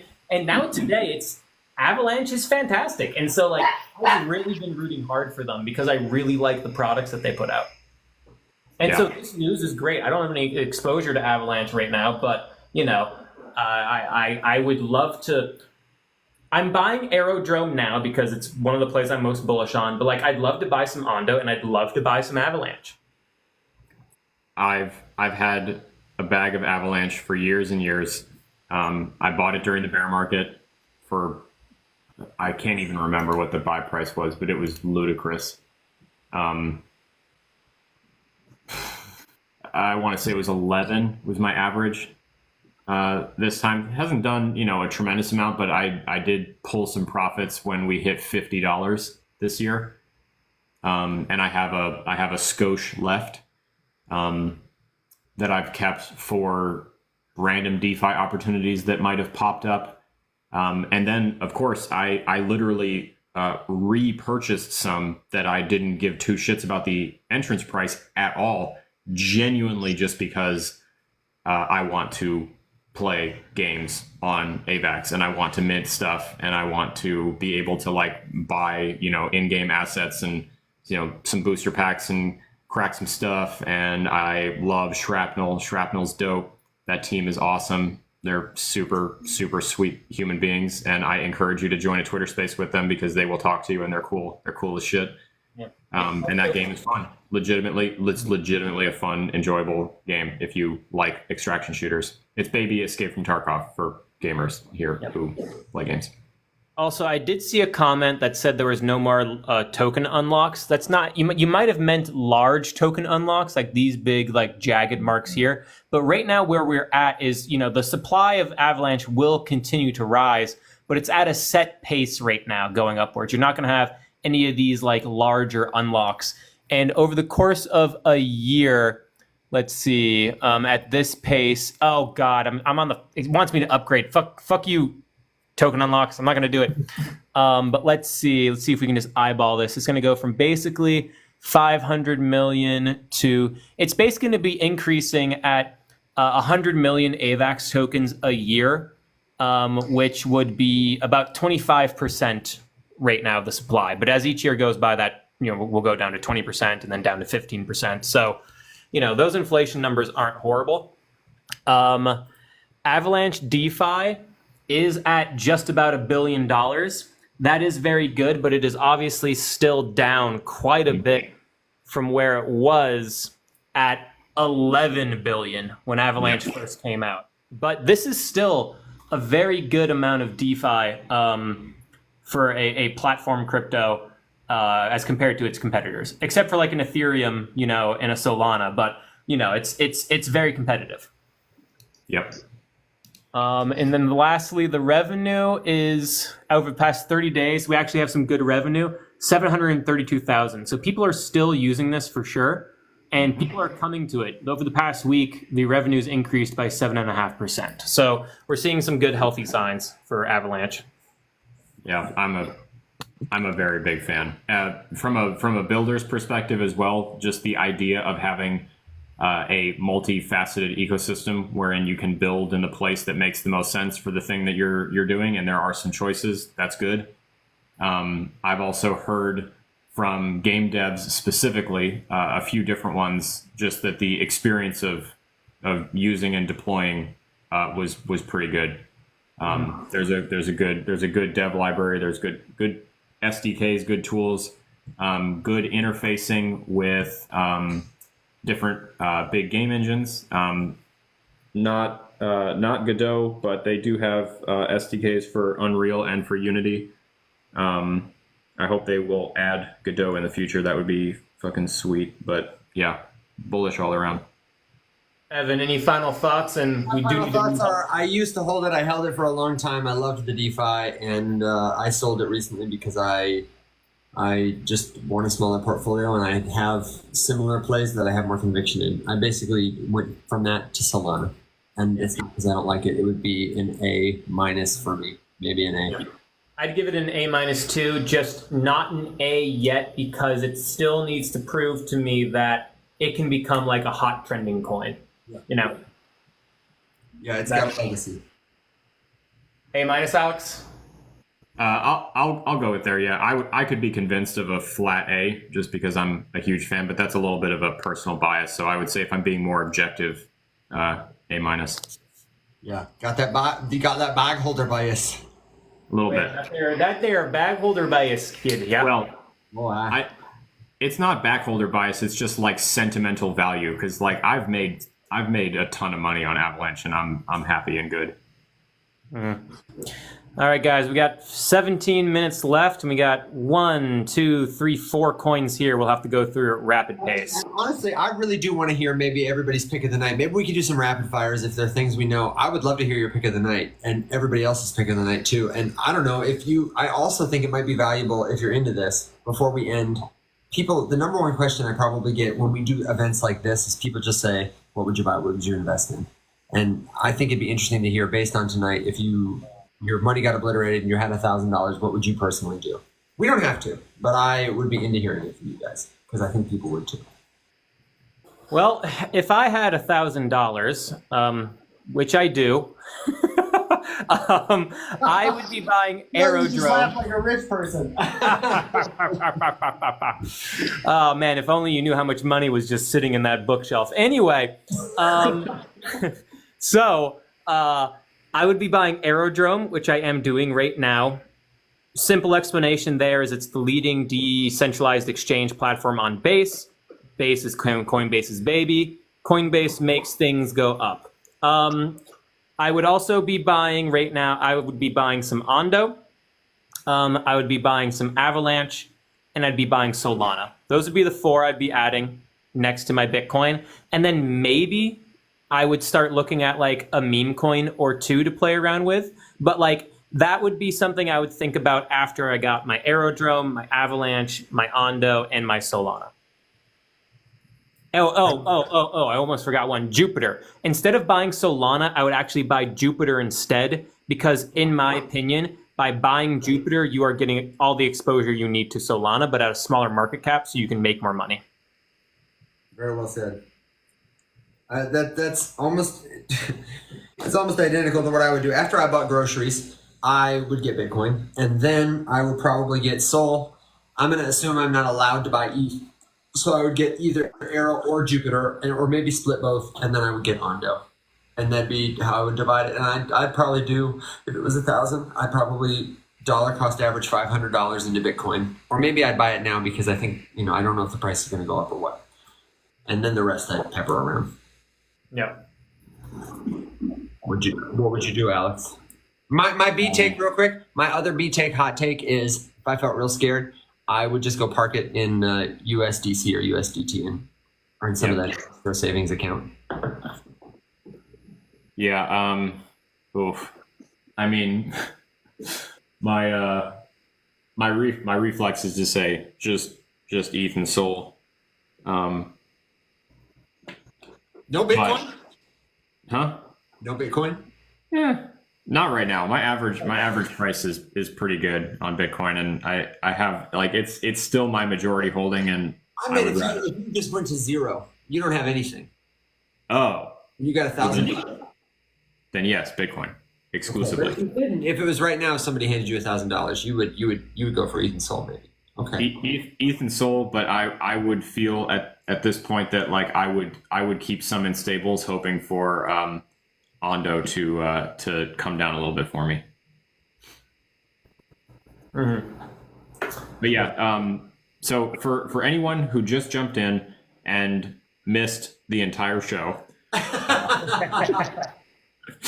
I encourage you to join our Discord, where we will post not only a picture of the board with the grades. I think we could maybe rapid fire the last couple things that are up there.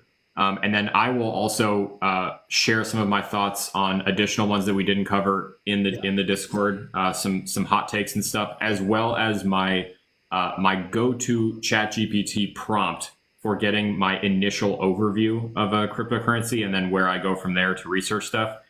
But if you missed the entire show, we're so sorry that you missed us. What are you doing? It was scheduled and everything.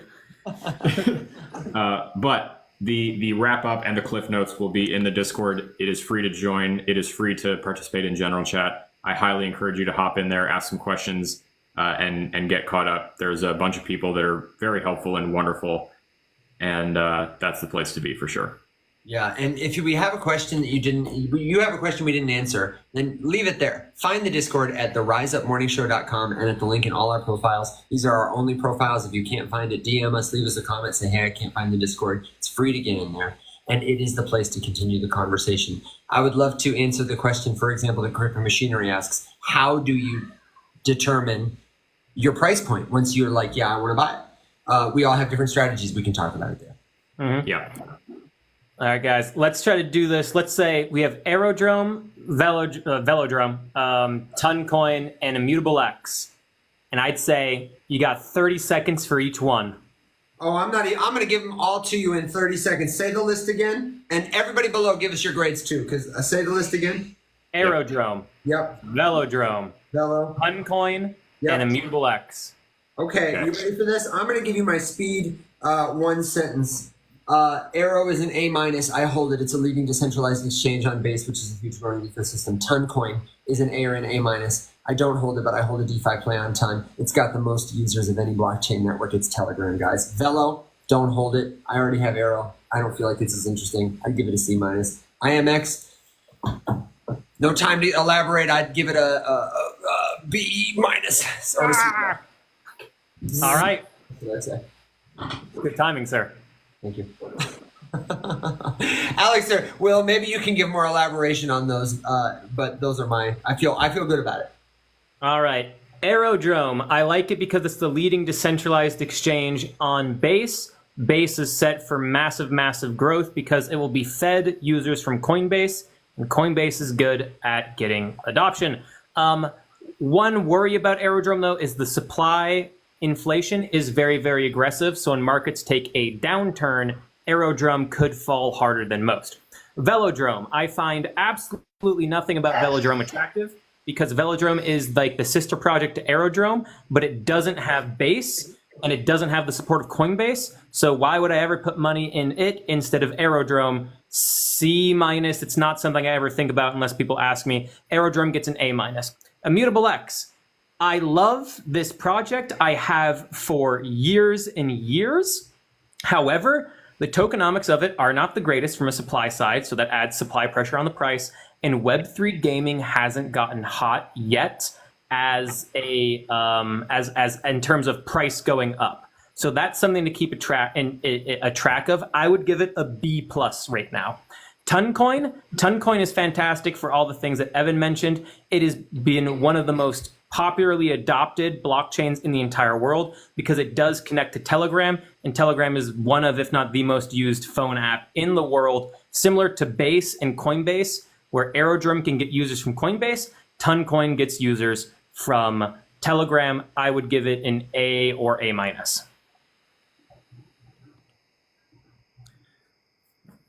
Good deal. Alex, you're up. I was replying. Sorry, I was replying to comments. I'm sorry, I had a dead moment. Kim just told me she's going to the Eras tour. She gets surprised with a gift to the Taylor Swift concert. The Eras tour, like, Nice. I'd give it an A plus. Wait, I'd give it an A plus. Hasn't that tour been going on for like a year and a half? Yes, 2 years. 2 years, Jesus Christ. but that's. Are you ready for it? I mean, I would honestly love to. Like, this is not a hot take at all. No. But like, I mean it not because she's arguably the most popular recording artist on the face of the earth, but because of all of the celebrities I think that would like truly get the Web3 ethos, Taylor Swift is top of the top of the top of the list. That's a good And point. Taylor Swift needs NFTs. Legitimately. Yeah, I'm a Needs big them. fan. Big fan. Pump my mutant ape, Taylor Swift. Only you have the power to save it. Okay, sorry, Will. I was not good dealing because I had nothing to say. I was replying to comments and I cannot multitask like that. But going third after you two, I don't have like a bunch of hot takes or anything. Yeah, you guys kind of rugged me. So fun fact, I do not hold any of these four. I am not in a hurry to add any of these four. Not because I'm not a fan, but just because I have higher conviction plays and I don't have a tremendous amount of money. So Arrow, everything that I know about Arrow has come from Will. So I have absolutely nothing of substance to add to the conversation besides what Will said. So for Arrow, I'm a resounding what Will said. I will say that from my own perspective and point of view, that I personally thoroughly enjoy the way that Will analyzes projects. And so that's not just a blanket like what Will said because I don't know anything. It's a what Will said because I don't know as much as Will. And I like the way that he thinks about things, which is exactly why I seduced him to do this show with us. It was only half his jawline. The rest of it was his analysis chops. Immutable, big fan. However, in the gaming space specifically, it is not my most interested play. My most interested plays are Avalanche and Ronin, and it's not it's not really close to anything else. I'm a big fan of the like professionalism and the network of Beam. I do like Beam. We didn't get a chance to go deep into gaming. That honestly kind of deserves its own thing. I can talk more about gaming. We can talk more about gaming on the show next week, but Immutable is just, it's not up there for me with those two. The players are on Ronin, and the money's on Avalanche. So that's where I'm going. Ton, hard to argue with it. It's been crushing it this year from an adoption standpoint. Users over there. I don't have any. I don't feel a particular burning itch in my loins to get any. But I guess it's on the radar, and I don't dislike it. I just don't have it.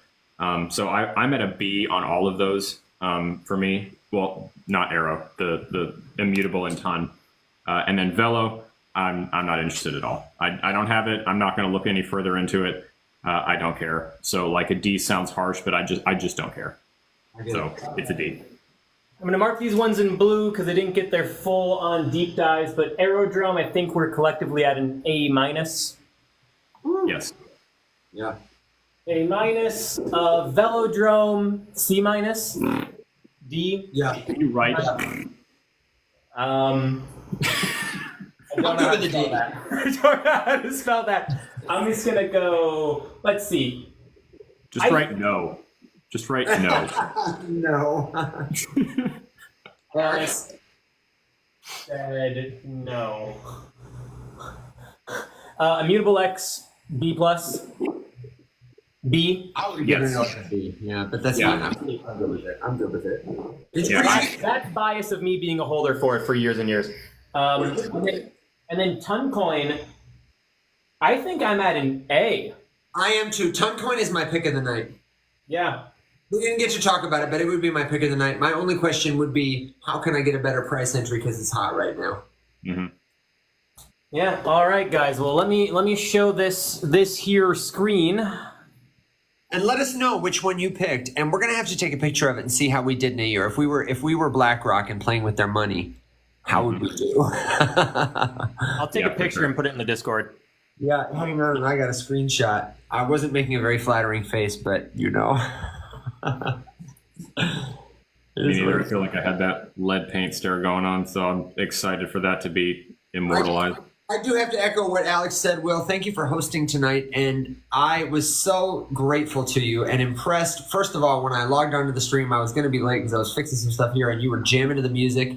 You were already set. And the first thing out of your mouth after you brought Alex up, you started talking, was just some great take. I forget even which token it was. It was Cosmos. It was Cosmos. And you just hit it on the head immediately. I was like, oh, this guy. You guys both did a great job tonight. I learned so much every time we hang out together. So thank you for being people I learn from and have fun with.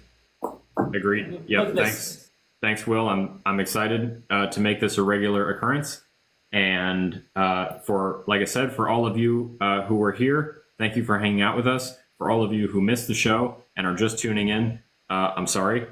It was a solid 2 hours, and the conversation lives on as it always does in Discord. So at theriseupmorningshow.com, there is a Discord link. And if you need any help for whatever reason it doesn't work, DM one of the three of us and we will get you in there. At only these profiles, these are our only profiles. There are no seconds, there are no backups, there are no nothing. If anyone ever DMs you claiming to be us, they are full of shit. Don't trust them. They're trying to take your money. Yes, and also, before we go, I think it's customary we look at, just real quick, the granddaddy of them all, Bitcoin. Yeah. Good idea. Bitcoin right now is breaking out on the top. It had a daily candle close below this top line of resistance support on this consolidation pattern, but it is back above it, baby. It is treating it as support. The MACD is strong and green on the daily time frame, and now the question remains, how is Bitcoin going to react when the stock market is starting to look iffy? I think people are going to rotate money from stocks into the ETFs, but we'll see. From a technical standpoint, this is looking pretty good right now. But with that, thanks guys for coming for the first Rise Up After Dark special. Thanks Alex and Evan for bringing me into this fun mess, guys, and for Alex to drag me and Bunches into life within the Rise Up channel. It's been fun, guys. We'll see you guys not tomorrow morning, but yeah, Monday morning. So yeah, have a good weekend, everybody. Take care, everybody. See you guys later. Rise up. Bye.